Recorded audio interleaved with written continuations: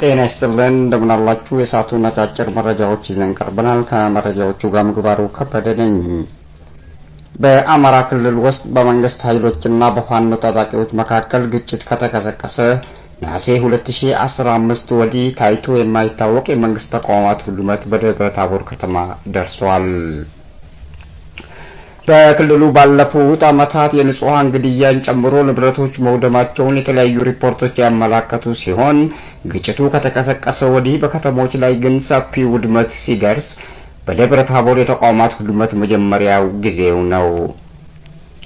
ባሰባሰብናቸው መረጃዎች እንደሚያመላክቱት ከሆነ በከተማዋ ረቡዕ የካቲት 4 ቀን 2018 ዓ.ም ከጠዋቱ 12 ሰዓት እስከ ቀኑ 10 ሰዓት ገደማ በዘለቀው ግጭት ውስጥ ከቀበሌ አስተዳደር ጽሕፈት ቤቶች እስከ ዞን መምሪያዎች ድረስ 20 የሚደርሱ ተቋማትና ተሽከርካሪዎች መውደማቸውን ለመረዳት ችለናል።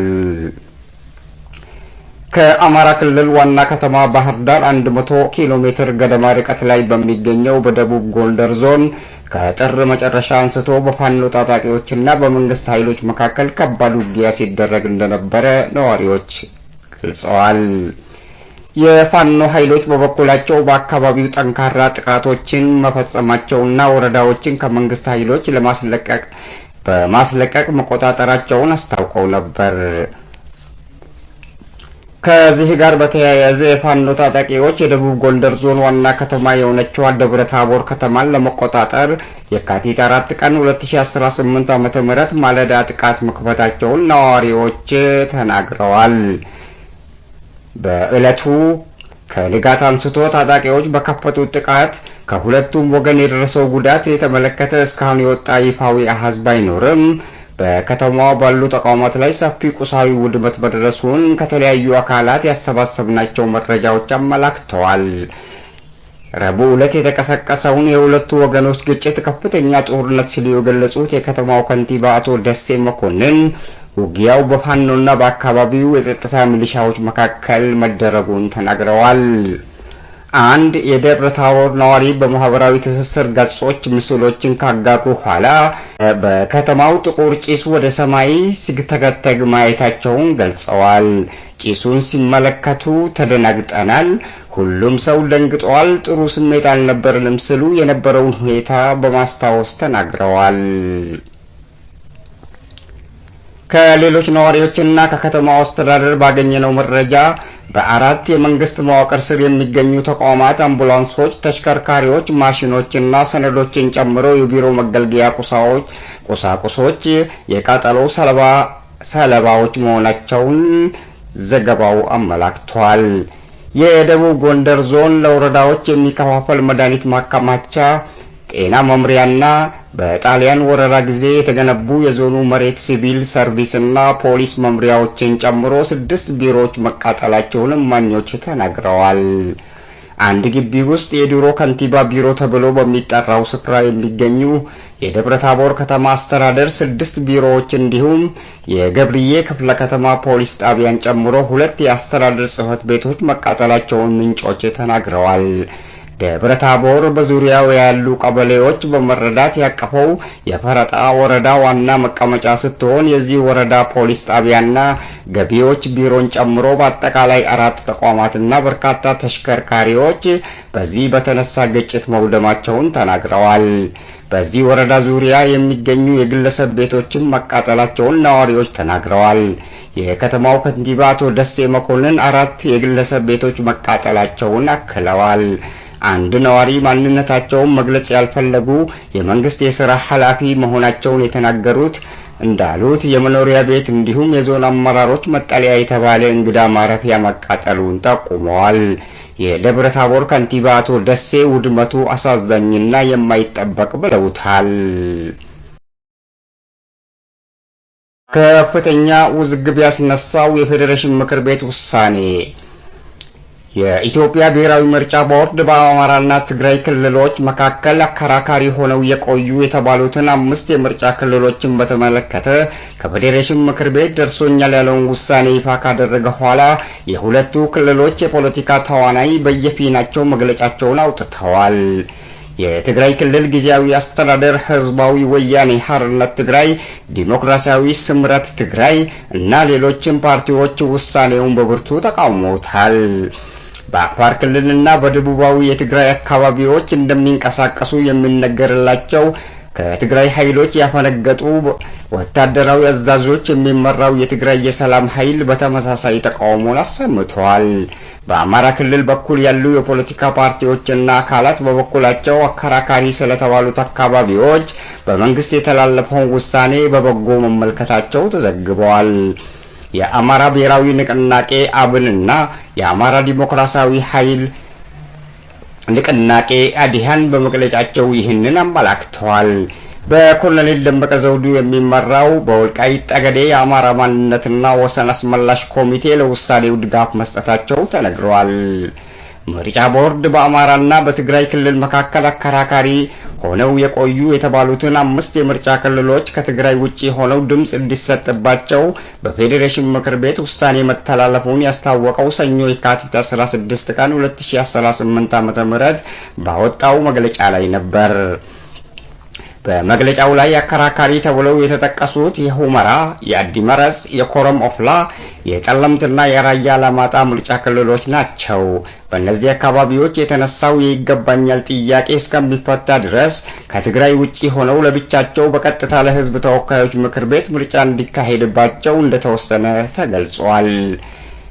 የክልል ምክር ቤት ምርጫው በአካባቢዎች ላይ የተነሳውን ይገባኛል ውዝግብ በህገ መንግስት ውሳኔ እስኪፈታ አመቺ ሁኔታ ተመርጦ ወደፊት እንዲካሄድ ፌዴሬሽን ምክር ቤት ውሳኔ እንዳስተላለፈ ቦርዱ አስታውቋል።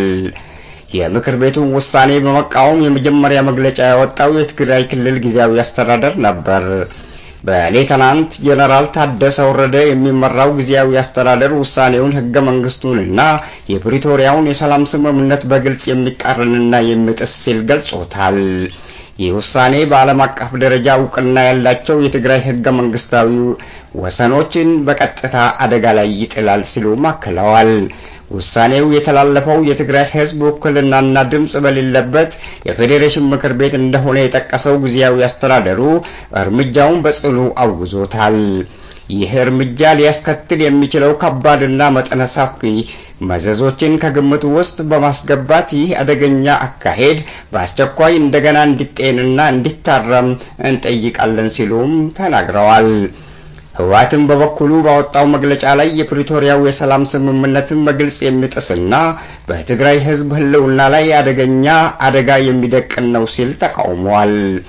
የፌዴሬሽን ምክር ቤት ውሳኔ ወደ ቀያቸው መመለስ የነበረባቸው ወገኖቻችንን ተስፋ የሚያጨልም እንዲሁም አሁን በወራሪዎች ስር ሆነው ግፍና ስቃይ እየተፈራረቀባቸው ያሉ ወገኖቻችን ህይወት አደጋ ላይ የሚጥል የጄኖሳይድ አዋጅ ነው ሲሉም በጠንካራ ቃላት ተቃውሟቸውን አሰምተዋል። ከዚህም ባለፈ በትግራይና በአማራ ህዝቦች መካከል አዲስ ግጭት ለመፍጠር የታለመ ሴራ ነው ሲሉም ከሰዋል። የፌዴራል መንግስት ህገ መንግስታዊ ሉዓላዊ የትግራይ መሬትን ለወራሪዎች አሳልፎ ለመስጠት እየሰራ ነው ሲሉም ተናግረዋል። በአጠቃላይ ይህ ሁሉ ሲታይ እነዚህ በመንግስት የተደረጉት ሁሉ በጣም ለትግራይና ለትግራይ ህዝቦች በጣም አደገኛ ሁኔታን መዘዞችን ይዞ የሚመጣ ነው ሲልም አክለዋል። በጠቅላይ ሚኒስትር አብይ አህመድ የምስራቅ አፍሪካ ጉዳዮች አማካሪ ጌታቸው ረዳ የሚመራው ተቃዋሚ ስምረት የተባለው ቡድን ደግሞ እንዳለው ህገ መንግስታዊ ስርዓት አልበኝነትን የሚያውጅ ሲል ጠርቶታል። ፌዴሬሽን ምክር ቤት ክልሎችና ከነባር አስተዳደራዊ መዋቅራቸው ውጪ በፌዴራል መንግስት ስር እንዲሆኑ የመወሰን ምንም አይነት ህገ መንግስታዊ ውክልና የለውም ሲል የህጋዊነት ጥያቄ ማንሳቱም ተነግሯል። በእነዚህ አካባቢዎች ላይ የተነሳው ውዝግብ መፈታት ያለበት በህገ መንግስቱ በተቀመጠው የክልሎች ወሰን አከላለል ለውጥ ድንጋጌ መሰረት እንደሆነ ጠቅሰው ስምረት ይህንን ሂደት አለመጠንቀቁን አስታውሰዋል። ይህ ህጋዊ ሂደት ሳይጠናቀቅና በህዝብ ውሳኔ ይፋዊ ለውጥ ሳይደረግበት ይህ ውሳኔ መተላለፉ የክልል አስተዳደሩን በጉልበት የመንጠቅ ሙከራ ነው ብለዋል። ውሳኔው በህግ ፊት ውድቅና የማይጸና ነው የሚል አቋም እንዳላቸውም ስምረት የተባለው ቡድን ገልጿል። የፌዴሬሽን ምክር ቤት ይህንን እርምጃ በአስቸኳይ እንዲያቆም ለሕገ መንግስቱ የበላይነት እንዲገዛ ያሳሰበው የስምረት ቡድኑ የማስተካከያ እርምጃ እስካልተወሰደ ድረስ ደግሞ በምርጫውም ሆነ በመሰል ህገወጥ ድርጊቶች ላይ ስምረት እንደማይሳተፍ ከወዲሁ አስታውቀዋል። ከትግራይ ኃይሎች ተነጥለው በወጡ ወታደራዊ አዛዦች የሚመራው የትግራይ ሰላም ኃይል የተባለው ታጣቂ ቡድንም ውሳኔውን አጥብቆ እንደሚቃወም ባወጣው መግለጫ ላይ አስታውቀዋል። የታጠቁ ቡድን ወታደራዊ ምክር ቤት ያወጣው ይህ መግለጫ እንድንታገል ምክንያት ከሆኑት ወሳኝ ከምንም በላይ ቦታ የምንሰጠው ጉዳዮች አንዱ የተጋሩ ህልውና ነው ሲልም ተናግሯል። የህልውና ጉዳይ ያለ ርስት ባለቤትነትና ሉዓላዊነት የግዛት አንድነት በፍጹም ሊረጋገጥ አይችልም የሚል እምነት እንዳላቸውም አክለዋል። ቡድኑ የትግራይ ርስትና ሉዓላዊ ህገ መንግስታዊ ግዛቶች ሲል በጠራቸው በእነዚህ አካባቢዎች ላይ ውሳኔ የተላለፈው የተጋሩ ውክልና በሌለበት የፌዴሬሽን ምክር ቤት ነው ሲልም በመግለጫው ላይ አስፍረዋል። ይህ ውሳኔ ህገ መንግስቱንና የፕሪቶሪያውን የሰላም ስምምነት ውል በመጣስ ፌዴሬሽኑም ሆነ ቀጠናውን ወደ ፍጹም አደጋ የሚያስገባቸው መሆኑን አስገንዝበዋል። ይህንን በመገንዘብ በአፋጣኝ እርምት ከማድረግ ባሻገር ህገ መንግስቱን እንዲሁም የፕሪቶሪያን ውል የጣሰው ውሳኔ ያሳለፈ አካላትም የፌዴራል መንግስት በህግ እንዲጠየቅ እንዲያደርግላቸው ጠይቀዋል። ከትግራይ ኃይሎች በመለየት የትግራይ የሰላም ኃይል የተባለውን ታጣቂ ከመሰረቱት ወታደራዊ አዛዦች አንዱ ብርጋዴር ጀነራል ገብረ እግዚአብሔር በየነ ወይም ወዲ አንጥሩ ናቸው። የሉዓላዊ ግዛታዊ አንድነት ጉዳይ ቀይ መስመር መሆኑን ገልጸው ቡድኑ ተጋሩ የትም ቢሆን በህልውናችንና በርስታችን ፍጹም ልንደራደርና ልዩነት ሊኖረን አይገባም ሲሉ አክለዋል። ሌላኛው ተቃዋሚ ፓርቲ ሳልሳይ ወያኔ በተመሳሳይ ውሳኔውን የትግራይን ህልውናና ግዛታዊ አንድነት አደጋ ላይ የሚጥል ህገ መንግስቱንና የፕሪቶሪያውን የሰላም ስምምነት የሚጥስ እንዲሁም ወረራን የሚያበረታታ በማለት ተቃውሞታል።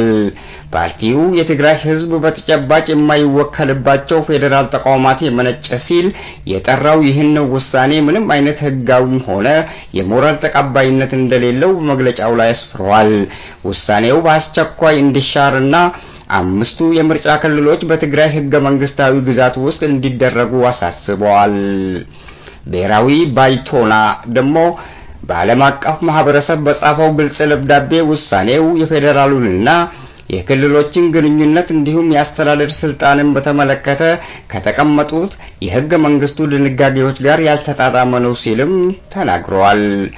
ውጥረትን መቀነስና ሁሉንም አቀፍ ውይይት በአስቸኳይ የሚያስፈልግበት ወቅት ላይ ያለነው ይህ ጊዜ ባሉ ውጥረትን መቀነስና ሁሉንም አቀፍ በአስቸኳይ በሚያስፈልግበት ወቅት ላይ ይህ ውሳኔ መተላለፉ ለወታደራዊ እንቅስቃሴ መጨመርና ለክልሉ ለፖለቲካ ውጥረት መባባስ አስተዋጽኦ ሊያደርግ ይችላል ሲልም አስጠንቅቀዋል። ውድብ ነጻነት ትግራይ፣ አረና ትግራይ ለዲሞክራሲ ሉዓላዊነት፣ ትንሳኤ፣ ሰብአ እንደርታ እንዲሁም ውድብ ወለዶ ትግራይ ውሳኔውን በመቃወም መግለጫ ያወጡ ሌሎች የትግራይ ፖለቲካ ፓርቲ መሆናቸውም ተነግረዋል። የአማራ ክልል ፓርቲዎች እንደገና ምን አሉ የሚለውን እናሰማቸዋለን። የአማራ ክልል ፓርቲዎች ድጋፍ ሰጥተዋል። ምርጫ ቦርዱ ይፋ ያደረገውን የፌዴሬሽን ምክር ቤት ውሳኔ ያስተናገደው ተቃውሞ ብቻ አይደለም። ተቃዋሚው ፓርቲ አብን ባወጣው አስቸኳይ የአስፈጻሚ ኮሚቴ ስብሰባ መግለጫ ላይ ውሳኔውን እንደሚያከብር አስታውቀዋል። ፓርቲው የፌዴሬሽን ምክር ቤትን ውሳኔ የሚያከብረው ከፕሪቶሪያው የሰላም ስምምነት መንፈስ አንጻር እንደሆነ እንዲሁም መንግስት ከአገራዊ ሁኔታዎች አንጻር የሚያስተላልፋቸውን ውሳኔዎች በሙሉ እንደማይቀበሉት በመግለጫቸው ላይ ጠቅሰዋል። ችግር ፈጣሪዎች የሚደመጡበት የህዝብ ድምጽ ግን የሚታነቅበት ሁኔታ ከእንግዲህ ሊቀጥል አንፈቅድም ሲሉ አቋማቸውን ገልጸዋል። ይገባኛል ጥያቄዎች በሚነሳባቸው በእነዚህ አካባቢዎች ከህዝብ ተወካዮች ምክር ቤት በተጨማሪ ለክልሉ ምክር ቤት ጨምሮ ምርጫ መካሄድ እንዳለበት አሳስበዋል። ይህንን በማድረግ በባህል፣ በስነ ልቦና፣ በማንነት ከሚመለሰውና ባለበት በአስተዳደር ወሰን ማለትም በአማራ ክልል ምክር ቤት ጭምር ተሳትፎ እንዲኖረው ማድረግ እንደሚገባም ገልጸዋል። እንደ አብን ገለጻ ከሆነ አካባቢዎች በአማራ ክልል ምክር ቤት ውክልና እንዲኖራቸው ለማድረግ ሲባል የሚነሳው የይገባኛል ጥያቄ ዘላቂ መፍትሄ እስኪያገኝ ድረስ ህገ መንግስታዊ ገደብ ዘለልና ልዩ ፖለቲካዊ ውሳኔ መተላለፍ አለበት ብለዋል። የህዝባችን ጥያቄ የጥፋት ኃይሎችን ለማባበል ወይም ለሽንገላ ሊውል እንደማይገባ በጥብቅ እናሳስባለን ሲልም ፓርቲው አቋሙን ገልጿል። ሌላኛው ተቃዋሚ ፓርቲ የአማራ ዲሞክራሲያዊ ኃይል ንቅናቄ አዲሃን በበኩሉ እንዳለው የህዝባችንን የማንነት ትግል ዕውቅና የሰጠ ሲል ውሳኔውን አድንቆታል። የዲሞክራሲያዊ መብት መከበር ማሳያ አድርጎ እንደሚወስድም በመግለጫው ላይ አስታውቀዋል።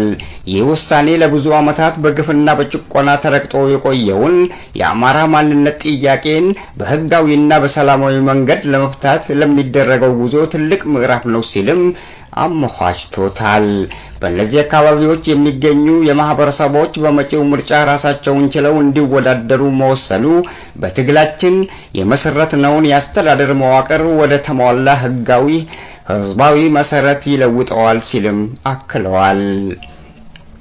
የአካባቢዎቹ ህዝብም በምርጫው በመሳተፍ በንቃት እንዲመዘገቡና በድምጽ ተወካዮች እንዲመረጥ በድምጹ ተወካዮችን እንዲመርጥም ጥሪያቸውን አቅርበዋል። በአማራ ክልል ስር የተመሰረተው የወልቃይት ጠገዴ ሰቲት ሁመራ ዞን ምክትል ዋና አስተዳዳሪ በሆኑት ኮሎኔል ደመቀ ዘውዱ ሰብሳቢነት የሚመራው የማንነት አስመላሽ ኮሚቴም በተመሳሳይ ለውሳኔው ያላቸውን ድጋፍ ገልጸዋል። ኮሚቴው ለምርጫ ቦርድና ለፌዴሬሽን ምክር ቤት በጻፈው ግልጽ ደብዳቤ ውሳኔው ለዓመታት የፖለቲካ መብታቸው ተገፎ ለኖሩ ዜጎች የዲሞክራሲ ጭላንጭል የፈነጠቀ ታሪካዊ እርምጃ መሆኑን ገልጿል። ኮሚቴው የሚያቀነቅነው የማንነት ጥያቄን ለመፍታት እንደ አንድ እርምጃ እንደሚቆጥሩትም አስታውቀዋል። ይሁን እንጂ ይህ ምርጫን ለማስፈጸም የመንግስት ጥበቃና የምርጫ ቦርድ ገለልተኛ አፈጻጸም አስፈላጊ እንደሆነ ጠቅሰዋል። ምርጫ ቦርድ ከምክር ቤቱ የተላለፉትን ተግባራዊ እንዲደረግም እንዲሁም ከዚህ ቀደም ህወሓት በወሰነው ህገወጥ አከላለል ተጽዕኖ ስር እንዳይወድቅ አሳስበዋል። የወልቃይት ጠገዴና አካባቢው ህዝብ ደግሞ ያለ ማንም ስጋትና ጫና የራሱን ተወካዮች እንዲመርጥ ምቹ ሁኔታዎች እንዲፈጠርለትም ጠይቀዋል።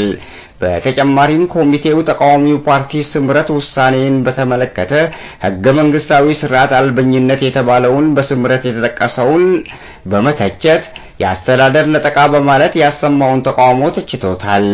ስምረት እውነተኛውንና ፍትሃዊውን የወልቃይት ጠገዴ ህዝብ ጥያቄ ለመደፍጠጥና ለማፈን ሞክሯል ሲልም ተቃውሞታል። ውድ አድማጭ ተከታታዮቻችን ለሰዓቱ ያሉን አጫጭር መረጃዎች ይህንን ይመስላሉ። ስለተከታተላችሁን እጅጉን አድርገን እናመሰግናችኋለን። ቸር ያገናኘን።